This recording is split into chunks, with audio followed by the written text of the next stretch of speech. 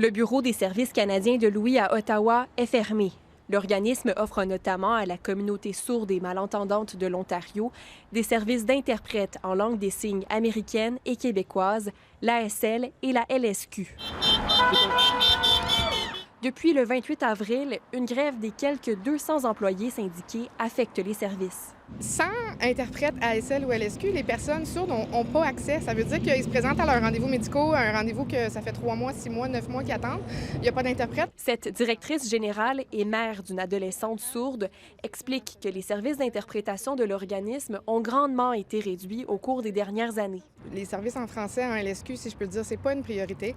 Les interprètes LSQ à temps plein, il y en avait 2. En ce moment, il y en a juste une.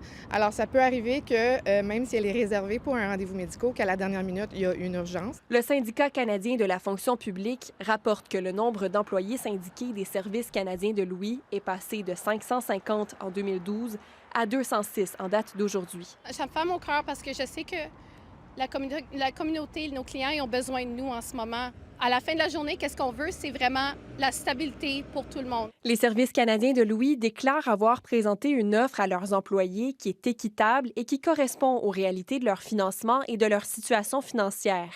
Le syndicat déplore de son côté que le salaire de la présidente de l'organisme, Julia Dumanian, ait continué d'augmenter au fil des ans pour atteindre plus de 340 000 $ l'année dernière, et ce, malgré les compressions au niveau du personnel. Pour un OBNL, c'est vraiment important tout ce qui est crédibilité. Cette spécialiste en matière de gouvernance croit que le conseil d'administration de l'organisme doit s'assurer d'être cohérent au moment de déterminer le salaire de sa présidente.